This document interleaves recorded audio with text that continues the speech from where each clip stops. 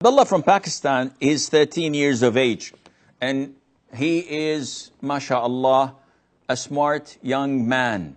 He had a question, and he went to the right people, inshallah, to ask, while the millions of Muslims just sit there and do nothing. He took action, which means that he's positive, mashallah, and he has a very bright future in front of, ahead of him. Now, his question is that my parents are not scholars, and I find scholars saying things while my parents say otherwise. Who should I follow? At this stage, Abdullah, you have to follow your parents until you reach a level of knowledge where you can differentiate between what the scholars are saying and what your parents are saying.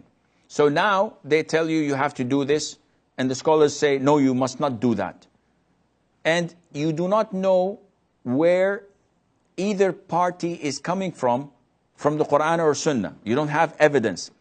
If your parents come up with an evidence, then you can hold on to that. If the scholars come up with an ayah from the Quran or from the hadith that orders you to do something, and your parents tell you not to do it, then you have to come back to them with politeness, with respect, and ask them. For example, you want to go and pray in the masjid. The scholars say it is an obligation. The Prophet ﷺ did not even pardon a blind man from attending the khutbah, the daily prayers. And he said, do you hear the adhan? The man said, yes. Then you have to respond. So you go to your parents, and your parents say, no, don't go. We will look into their reasons. Why you don't want me to go? They say, because this will affect your studies. It's an invalid reason. We don't want you to go because from here to the masjid, it's very dangerous.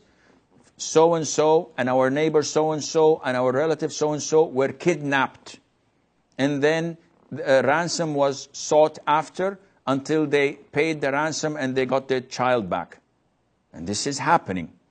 It used to happen. Now I think Pakistan is much a safer place, alhamdulillah. And a lot of these crimes are no longer. They have a good grip on security. So even the terrorists don't find a nice breathing place to breathe in. Alhamdulillah. May Allah Azza wa Jal protect Pakistan and the people of Pakistan, and to protect Islam in Pakistan. But if this is their excuse, then this is a valid excuse if they're afraid of that. So you have to look into it. Basically speaking, you have to study more, Abdullah. You have to learn your religion more. You have to learn how to evaluate the evidences from your parents and from the scholars, and also how to overcome your own feelings and desires at this age, which is early, but keep on learning the Quran, learning the Sunnah of the Prophet ﷺ, and eventually, inshallah, Allah will guide you without any problem.